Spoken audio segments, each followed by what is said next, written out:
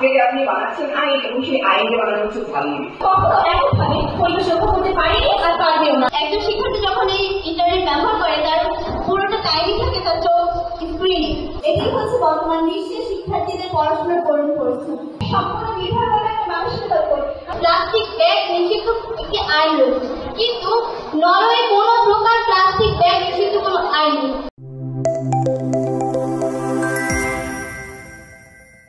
যে দেশে লিখিত কাঠামো নেই, কারণ তাদের দেশ সচেতন। অর্থাৎ আমি বলতে চাচ্ছি সচেতনতা ছাড়া একটি সুস্থ দেশ গড়া অসম্ভব। একটি সুস্থ দেশ যখন গড়া অসম্ভব হবে তখন একটি পরিবেশ দূষণ রোধ করা অসম্ভব হবে। প্রিয় প্রতিপক্ষ, আজকে আমরা যে সচেতনতার কথা বলছি না, একজনকে নমস্কার করছি না। সচেতনতা আমাদের মোটেও প্রয়োজন নেই, অবশ্যই প্রয়োজন আছে, কিন্তু আজকে আপনি সচেতনতার মাধ্যমে কতজনকে সচেতন করতে পারবেন? আপনি নিজেই সচেতন, আপনি কয়জনকে সচেতন করতে পারবেন? অতিরিক্ত হলে আপনার জেলা অথবা আপনার গ্রামের একজন গ্রাম, কিন্তু আপনি বিশ্ব অথবা পুরো বাংলাদেশকে কখনো এই সচেতনতার মাধ্যমে আনতে পারবেন না। এটা আপনার প্রয়োজন হবে আইন। ঠিক না? 2002 সালে করা হয়েছিল। 2002 সালে কিন্তু আমাদের পলিথিন নিষেধে যে আইন করা হয়েছিল সেটি কিন্তু 2 বছরে যখন এই বাংলাদেশের পলিথিন আসেনি তখন কিন্তু মানুষ বাধ্য হয়েছিল তার পানির ব্যাগ ব্যবহার করতে। এক পলিথিন ভরা ময়লা ফেলেছেন উপর থেকে। এক্ষেত্রে আমি প্রতিপক্ষ দলের দ্বিতীয় বক্তা বারবার বলে যাচ্ছেন সচেতন আইনের কথা। তারা বলছেন সচেতনতা কিন্তু ছোট মাত্র। আপনারা হাজারো আইন প্রণয়ন করবেন এবং তার গাছ কেটে সেই কাগজে ছাপিয়ে লাগিয়ে দিবেন নানা রাস্তায়, এবং সেই কাগজ দিয়ে তৈরি করা হবে ঝালমুড়ি। অর্থাৎ গাছ কেটে আপনি বানাচ্ছেন আইন এবং সেই আইনকে বানানো হচ্ছে ঝালমুড়ি। সেই ঝালমুড়ির কাগজ ওরা ফেলা হচ্ছে রাস্তার বিভিন্ন কোনায়। ফলশ্রুতিতে সেখানে সচেতনতার অভাবে দূষণ কমতে গিয়ে আরো দূষণ বৃদ্ধি পাচ্ছে। পরিষ্কারের স্থানে রয়েছে তার একটা তার মূল কারণ আইন। কেননা আজকে যখন আমরা সচেতনতা পরিষ্কার দেশের কথা বলতে যাবো তখন আজকে আমাদের পুরো বিশ্বের মধ্যে যে দেশের কথা ভাবে বেরিয়ে উঠছে তাই। আজকে ইতিমধ্যে আমার প্রথম বক্তায় সুস্পষ্টভাবে বলে গিয়েছেন যে 2019 সালে চীন এয়ার পলিউশন প্রোটেক্ট অ্যাক্ট একজন আইন। এর ফলে চীনের রাজধানী বেজিংয়ে কিন্তু 35% সেই তারা সেইগুলোকে ধারাবাহিকভাবে নিয়ে আসছে। প্রথম বক্তা থেকে শেষ বক্তার বিতর্কের মধ্যে ধারাবাহিক উপস্থাপনা ছিল, যার ফলে তাদের যে দলগত অবস্থা সেটা অবশ্যই ভালো ছিল, সেটা আমরা বলব। দ্বিতীয় স্যার যেটা বলছেন যে অবশ্যই বিতর্কটা তো খুব সৃজনশীল ব্যাপার এবং এখানে উপস্থাপনা, শব্দচয়ন, এই প্রত্যেকটা বিষয় প্রতি দর্শক শ্রোতা যারা থাকে তারা কিন্তু খুব খেয়াল করে। প্রতিপক্ষ যতই সচেতনতার বাণী শোনাক না কেন, আমরা সবাই জানি বাণী দিয়ে পৃথিবী বাঁচে না। সচেতনতার গল্প শোনানো সহজ, কিন্তু বাস্তবতা বড়ই কঠিন। যখন শাস্তি সামনে এসে দাঁড়ায় তখন মানুষ নিজে থেকেই বাধ্য হয় নিজের অভ্যাস পাল্টাতে। পক্ষটা থেকে যুক্তি আসতে পারে যে সচেতনতা সবকিছু বলতে দেয়, আর আমি তাই আজ প্রমাণ করবো সচেতনতা কখনো এককভাবে পরিবেশ রক্ষা করতে পারেনি আর পারবেও না। আপনারা যে আইনের কথা বলছেন তা আমাদের কাছে ঠিক মনে হচ্ছে যদি হতে চাও বাঙালি চাপাও পান টানো বিড়ি, এরকম যদি আইন থাকে যে আইন দাতা সেই যদি সচেতন না হয় তাহলে সে যেরকম আইন প্রণয়ন করবে আমরা যদি সেরকম আইন মেনে চলি তাহলে আপনাদের আইন আমাদের কাছে এরকমই। চীনের সরকার 2013 সালে air pollution prevention and control action নামক একটি নীতি চালু করে, যার ফলে মাত্র 5 বছরে 2013 থেকে 2017 বেইজিং শহরে ধূলিকণা এর মাত্রা 53% কমেছে। তথ্যসূত্র উইকিপিডিয়া। আবার ইউরোপীয় ইউনিয়নের কার্বন নিঃসরণ নিয়ন্ত্রণে কঠোর আইন রয়েছে, যার ফলে নিয়ম থাকলে কোম্পানিকে বিলিয়ন ইউরো জরিমানা করতে হয়, এবং এর ফলে গত কয়েক দশকে ইউরোপে বায়ু দূষণ উল্লেখযোগ্য কমেছে। অবাক হচ্ছে? অবাক হওয়ার কিছুই নেই। এটি হচ্ছে বর্তমান বিশ্বের শিক্ষার্থীদের পড়াশোনার করুণ পরিণতি, যেখানে দেখা যাচ্ছে তারা সামাজিক যোগাযোগ মাধ্যম ব্যবহার করতে করতে নষ্ট করছে গড়ে ওঠা তাদের স্বপ্নগুলো। ধন্যবাদ মাননীয় মডারেটর আমাকে কিছু বলতে দেওয়ার সুযোগ প্রদানের জন্য। সামাজিক মাধ্যম কি আসলে কি? সামাজিক মাধ্যম হলো একটি অনলাইন প্ল্যাটফর্ম যেখানে ফেসবুক, ইনস্টাগ্রাম, টিকটক, স্ন্যাপচ্যাট সহ বিভিন্ন ধরনের অ্যাপস ব্যবহার করা যায়। সরাসরি চলে যাচ্ছে এবার মূল বক্তব্যে।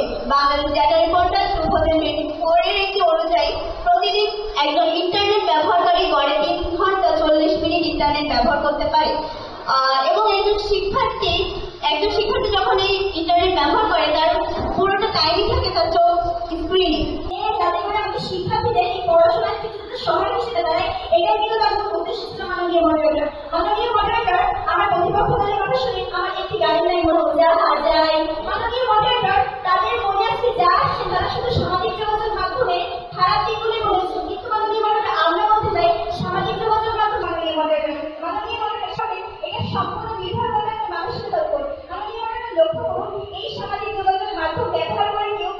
অনলাইন ক্লাস বা বিভিন্ন প্ল্যাটফর্ম কিন্তু আমরা নিয়মে এই সামাজিক যোগাযোগের মাধ্যমে কিন্তু শুধু খারাপ দিক নয়, মানে নিয়মে অনেক ভালো দিকও রয়েছে। মানে নিয়মে আমরা যদি লক্ষ্য করি আমি মনে এই সকল প্রমাণের উপর ভিত্তি করে আমি আমার দৃঢ়ভাবে বলতে চাই যে সামাজিক যোগাযোগ মাধ্যম শিক্ষার্থীদের পাঠ্য বই রিমুভ করছে না, বরঞ্চ সহায়ক হিসেবে কাজ করছে।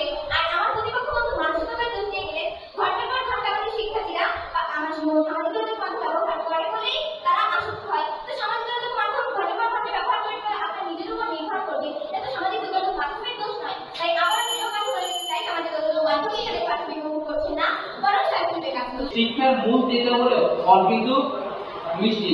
এবার সেই মানসিক ক্ষতির কথায় সামাজিক যোগাযোগ মাধ্যম ধরনের ভিডিও নতুন নোটিফিকেশনের কারণে শিক্ষার্থীরা শুধুমাত্র আনন্দ করে এগিয়ে তাদের ভবিষ্যতের জন্য কতগুলো প্রতিসাধন করছে তাকে কিন্তু দেখছি না। এক গবেষণা দেখা গেছে যারা সামাজিক যোগাযোগ মাধ্যমে পড়াশোনা এবং উদ্বেগ দ্বিগুণ হয়ে দাঁড়িয়েছে। 2023 সালে প্রথমে শিক্ষার্থী ঝরে পড়া 14.12%, যারা 2024 সালে এসে দাঁড়িয়েছে 19.02%। সামাজিক যোগাযোগ মাধ্যমের ফলে তাছাড়া এ পর্যায়ে জিকে বক্তার কথা তিনি আমাদের কাছে এসে বলেছিলেন 2020 থেকে 2025 সাল পর্যন্ত শিক্ষার্থীদের আপত্তি রয়েছে 5%। কিন্তু যে প্রতিপক্ষ আপনি এই নিয়ে আরো বলছেন যে যখন এই সামাজিক যোগাযোগ মাধ্যমের অধিক ব্যবহার ছিল মানুষজনের 6 সালে, তখন কিন্তু এসএসসিতে এটা একটা সংখ্যা ছিল 4। তার মধ্যে এই আইন আছে অথবা আমরা নিজেরা সচেতন হবো যে না আপনি আমাদের পরীক্ষার ব্যবহার করা উচিত নয়, ঠিক সেই দিনই আমাদের প্রতিপক্ষ আইন সংস্থার কাছে স্মার্টফোনটিকে ফোন দিব এবং সেদিন আমাদের প্রতিপক্ষ বলা সেই আইন গালাগালা আইন সংবিধানের আইন সেদিনই প্রকাশ হবে। এ পর্যায়ে সরাসরি চলেছে প্রতিপক্ষ দলের প্রথম বক্তার কথায়। তিনি এসে আমাদের যে ভুল তথ্য দিয়েছিলেন, তিনি বললেন আজকে নরওয়েতে পলিথিন প্লাস্টিক ব্যাগ নিষিদ্ধ একটি আইন রয়েছে, কিন্তু নরওয়ে কোনো প্রকার প্লাস্টিক ব্যাগ নিষিদ্ধ কোনো আইন নেই। সেখানে বরং সেখানে মানুষ নিজ উদ্যোগে প্রতি বছর প্রায় 96% প্লাস্টিক পুনরায় রিসাইকেল করছে। তথ্যসূত্র উইকিপিডিয়া। তৃতীয়ত সামাজিক সচেতনতা সচেতনতা পুনর্জন্মের জ্ঞান বোধ বা ব্যক্তিগত দায়িত্ববোধ যা একটি ব্যক্তির আচরণ বদলাতে সহায়তা করে। মানুষের অতি পলিথিন ব্যবহার বন্ধে গেল আইন নয়, সামাজিক সচেতনতার বেশি প্রয়োজন। এটি প্রমাণের জন্য চিন্তিত প্রথমত ঢাকা বিশ্ববিদ্যালয়ে একটি গবেষণা অনুযায়ী জানা গিয়েছে যে বাংলাদেশের প্রতি বছর বা প্রতিনিয়ত প্রায় 14 জনের বেশি পলিথিন ব্যাগ ব্যবহৃত হচ্ছে। একটি অভ্যাস বানানো সম্ভব নয়, তাই দীর্ঘস্থায়ী সচেতনতা কর্মসূচি আসল সমাধান। 20% কমে এখানে স্কুলে পরিবেশ শিক্ষা ও গণমাধ্যম প্রচারণা মানুষকে পলিথিনের প্রয়োজন করে জানায়। চাই যে আজকের বিষয় অনুযায়ী অর্থাৎ পলিথিন ব্যবহারের আইন নয়, সামাজিক সচেতনতা বেশি প্রয়োজন। Singapore environment agency public university লাও 2023 তা থেকে এটা স্পষ্ট হয় যে আমাদের আইনের পারে পলিথিন ব্যবহার বন্ধ করতে এর ক্ষতিকর দিক সম্পর্কে সচেতন, কিন্তু তারপরও তারা পলিথিন ব্যবহার করছে, দূষণ করছে এবং নিজেদের কিন্তু নিজেরাই এগিয়ে আনছে। থাকে না যে সচেতনতা কোনোভাবে আমাদের পলিথিন ব্যবহার বন্ধ করতে পারে না, বরং আইনই পারে আমাদের পলিথিন ব্যবহার বন্ধ করতে। এখানে কিন্তু চায় না কোনো সরকার তাকে কোনো আইন প্রয়োগের বাধ্য করছে না। ঠিক যেমন আমার ভাইরা আজকে আমাদের দেশে কোনো মা যদি তার সন্তানকে একটি চিপসের প্যাকেট কিনে দেয়, সেখানে আইন কখন থেকে বাধা দিতে পারতে পারবে না, বলতে পারবেন যে আমি এটাকে আইনের রাগ বরং আমি বাধা দিতে পারবে না সচেতন। যদি সেই মা সচেতন হবে এবং বুঝতে পারবে যে এতে সন্তানের জন্য কতটা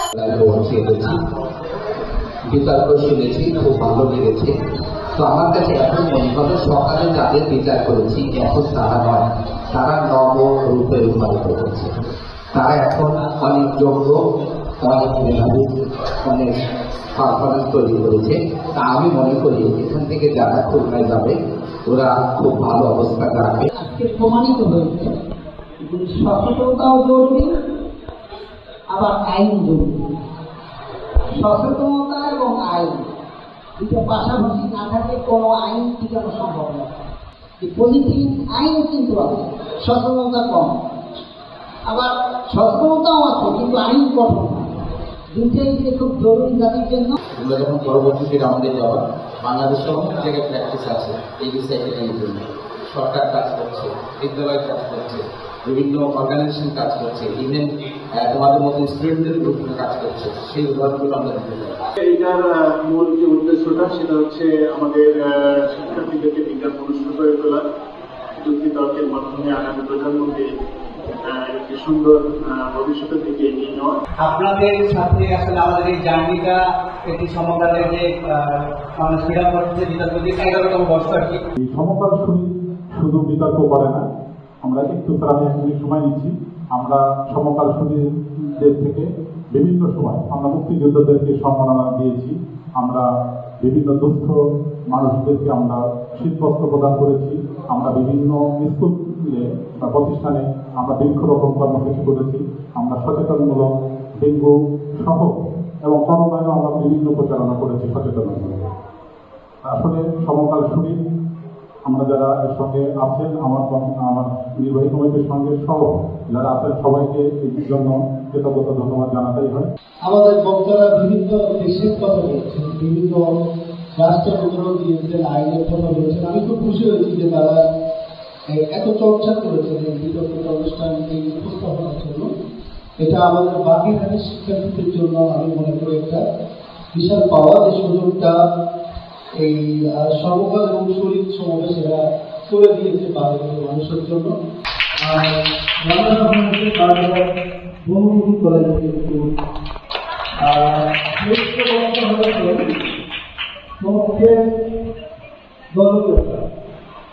শিরিল ইসলাম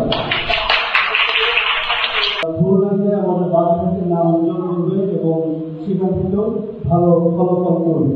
তো আজকের আয়োজকদেরকে আমি ধন্যবাদ জানাচ্ছি, বিশেষ করে ন্যাশনাল ফাউন্ডেশন, শরীর সমাবেশ, সমকাল, ফ্রিডম ফাউন্ডেশন একটি প্রথমে স্বাগত জানাই।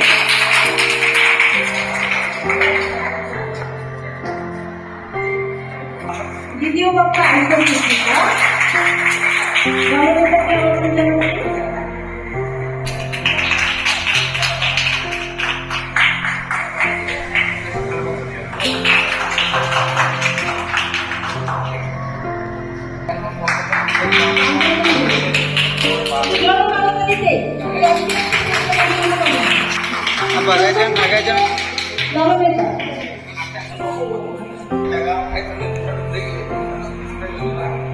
অভিনন্দন স্বাগত জানাই।